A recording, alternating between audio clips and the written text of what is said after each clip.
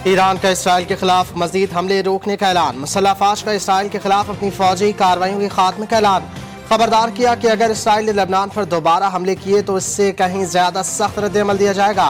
खातमुल अंबिया मरकजी हेडक्वार्टर की जानिब से जारी बयान में कहा गया कि लेबनान पर इसराइली हमलों के जवाब में इसराइल को दर्दनाक जवाब दिया।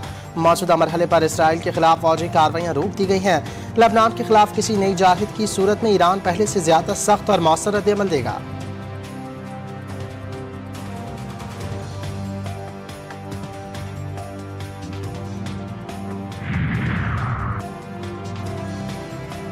वाशिंगटन ने ईरान पर इसराइली हमलों की मंजूरी नहीं दी। अमरीकी वेबसाइट एक्सियोस का दावा। अमरीकी अहदेदार का कहना है अमरीका ने इसराइल से कहा था वो ईरान पर हमले ना करे। नेतन्याहू ने सदर ट्रंप की दरखास्त नहीं मानी और ईरान पर हमला कर दिया। ईरान के खिलाफ किसी भी फौजी मुहिम का हिस्सा नहीं बनेंगे। अमरीकी सदर ने नेतन्याहू को दो टोक जवाब दिया। ट्रंप ने कहा मशरिक़ वस्ता में अमन के लिए हतमी मुज़ाकरात जारी हैं। हिमाकत ही अमन मुज़ाकरात की राह में रुकावट बन सकती है। अमरीकी सदर ने ईरान को पैगाम में कहा इसराइल पर हमला बंद कर दो और मुज़ाकरात की मेज पर आकर बैठो और मुआहदा करो।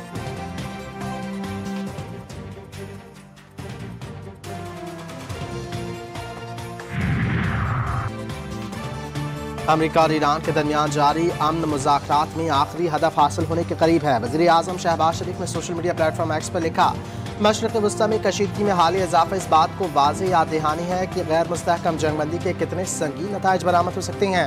हम अपने बिरादर ममालिक और शराकतदारों के साथ मिलकर इस तनाज़े के पुरअमन सिफारती हल के लिए संजीदगी और मुस्तकिल मिजाजी से काम कर रहे हैं। तमाम फरीक़ैन से मुखलिसाना अपील करते हैं कि तहम्मुल का मुज़ाहरा करें और अमन को एक और मौका दें।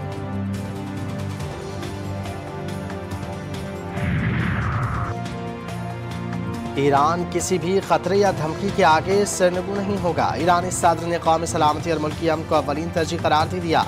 वाज़ेह पैगाम दिया तेहरान ने न मैदान जंग से दूरी इख्तियार की है न मुज़ाकरात की मेज से। इत्तेहाद और अक्ल व दानिश के साथ ईरान इस कड़े इम्तिहान से भी सुरखरू होकर निकलेगा।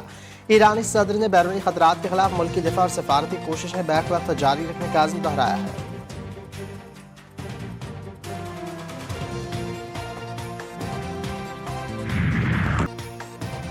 लेबनान पर हमलों के जवाब में ईरान की इसराइल पर मिसाइलों की बारिश। हैफा के पेट्रोकेमिकल तंसीबात पर हमले। हैफा में वाक़ई अहम सनती और तवानाई तंसीबात को निशाना बनाया गया। पूरे इसराइल में सायरन बज उठे। इसराइली शहरी डर कर बंकर्स में छिप गए। स्कूल्स बंद कर दिए गए। इसराइल के ईरान पर गुज़िश्ता रात फ़िज़ाई हमले। तेहरान, तबरीज़ और इस्फहान में शहरी आबादियों और हसास तंसीबात को निशाना बनाने की कोशिश।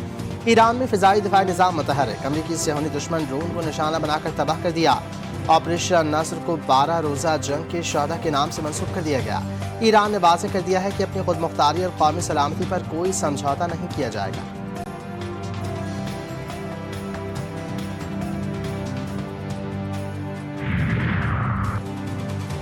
ईरान ने महज कागजी जंगबंदी और मुसलसल खिलाफवर्जियों के पुराने तर्ज अमल को नाकाम बना दिया। ईरानी स्पीकर मोहम्मद बाक़र कालिबाफ ने कहा जंगबंदी के ऐलानात और ज़मीनी हक़ाइक़ में तज़ाद अब काबिल कबूल नहीं रहा। ईरान ने इस तसव्वुर को तोड़ दिया कि एक जानिब जंगबंदी का ऐलान किया जाए और दूसरी जानिब उसकी बार बार खिलाफ वर्जियाँ जारी रखी जाएँ। एतमाद साज़ी सिर्फ बयानात से नहीं बल्कि अमली इक़दामात से मुमकिन है।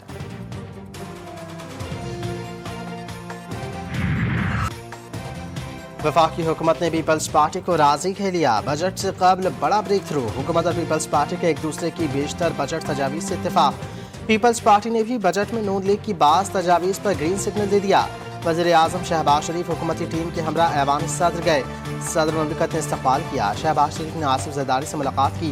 Chairman peoples party Bilawal Bhutto भी शरीक थे। बजट उमूर पर मुशावरत हुई। इसहाक़ डार, वफाकी वज़रा और वज़ारत ख़ज़ाना के हुक्काम वज़ीर आज़म के साथ मौजूद थे। वज़ीर आज़म से बिलावल भुट्टो की भी मुलाकात हुई। वफाकी बजट समेत सियासी सूरत हाल पर तबादला ख्याल किया। बजट के मामले पर पीपल्स पार्टी और मुस्लिम लीग नून के दरमियान मुज़ाकरात कामयाब हो गए। वफाकी वज़ीर मनसूबाबंदी अहसन इक़बाल ने भी तस्दीक कर दी। कहा विफाक छोटे सूबों पर आइंदा माली साल के बजट में ज्यादा पैसा खर्च करेगा।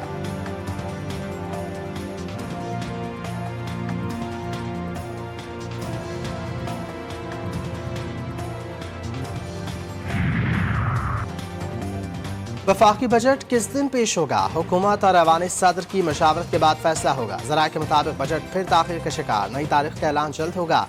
10 जून के बजाय 12 जून को बजट पेश करने पर गौर। वज़ारत पार्लिमानी अमूर की समरी 10 जून को ऐवान सदर में मौजूद। कौमी असम्बली सेक्रेटेरिएट का कहना है कि बजट इजलास में हुक्मनामा नहीं मिला। कौमी असम्बली में हुकूमती अरकान को जुमेरात की रात तक इस्लामाबाद पहुँचने की हिदायत। वजारत पार्लिमानी अमूर ने 12 जून बरोज़ जुमे को समरी वज़ीर आज़म को भिजवा दी।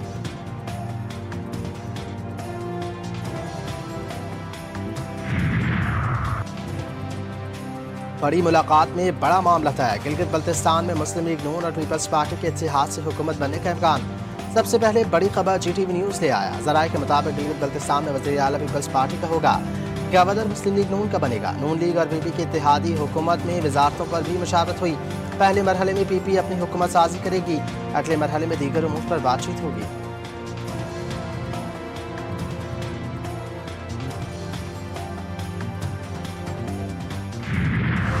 गिलगित बल्तिस्तान इंतखाबात में पीपल्स पार्टी कामयाब। गैर सरकारी गैर हतमी नताइज के मुताबिक 24 में से पीपल्स पार्टी 10 नशस्तें निकालने में कामयाब। मुस्लिम लीग नून 6, आज़ाद उम्मीदवार 7 और MWM 1 नशस्त हासिल करने में कामयाब। वज़ीर आज़म शहबाज शरीफ की सदर जरदारी और बिलावल भुट्टो को मुबारकबाद।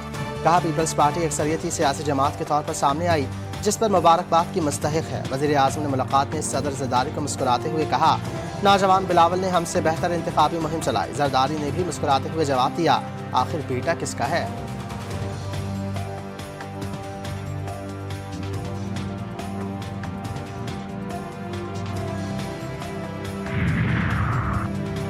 कलअदम अवामी एक्शन कमेटी के हमलों में शहीद अहलकारों की नमाज जनाजा सिविल लाइन रावला कोर्ट में अदा।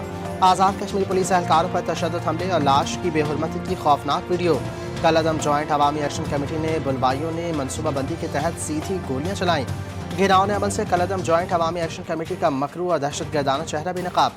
IG आज़ाद कश्मीर का कहना था कि पुरतशद्दुद अनासर ने मासूम लोगों को वरगला कर अमन अमान खराब करने की मज़मूम कोशिश की। पुरतशद्दुद हमलों में पुलिस के 3 अहलकार शहीद और सिक्योरिटी फोर्सेस के 42 अहलकार जख्मी हैं। शहरियों ने कलअदम अवामी एक्शन कमेटी के एहतजाज को मुस्तरद कर दिया।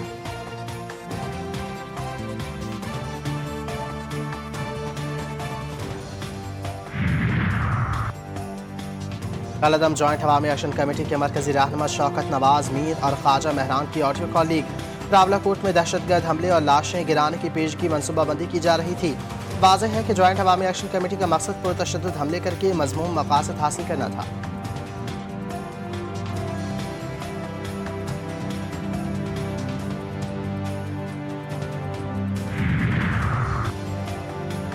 कराची लायंस एरिया में तल्ख कलामी झगड़े में तब्दील। 2 ग्रुपों के अफराद का एक दूसरे पर छुरी और चाकुओं से हमला। 7 अफराद जख्मी, पुलिस तहकीकात जारी।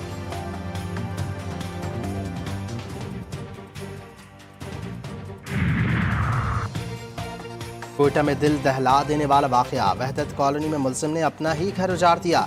शौहर ने फायरिंग करके बीवी समेत 4 बच्चों का कत्ल कर दिया। मुलजिम ने वाक़े के बाद खुदकुशी कर ली। जहां बहा खातून और बच्चों की लाशें सिविल अस्पताल मुंतकिल। वज़ीर आला बलूचिस्तान का वाक़े का नोटिस। कहा किसी भी जिम्मेदार शख्स को कानून से बालतर नहीं समझा जाएगा।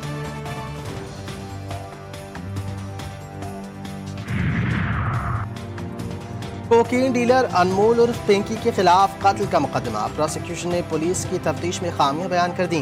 कहा बगैर किसी जवाज़ के FIR के इंदराज में तकरीबन 30 दिनों की ताख़ीर की गई। डिप्टी डिस्ट्रिक्ट प्रोसिक्यूटर आरिफ सीताई ने कहा चालान जमा करवाने में भी 12 दिन की ताख़ीर की गई। तफ्तीशी अफसर ने लापता अफराद के रिकॉर्ड की जाँच पड़ताल नहीं की।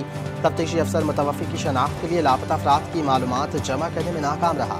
प्रोसिक्यूशन की राय और सिफारिशात में तफ्तीश नामुकम्मल है। इंतहाई ज़रूरी है कि मज़ीद शवाहिद जमा किए जाएं।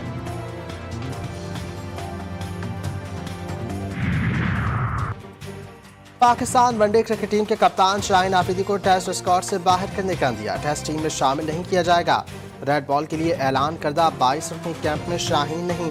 टीम के 2021 के दौरे वेस्ट इंडीज में शाहीन ने 2 टेस्ट में 18 विकेटें ली थीं।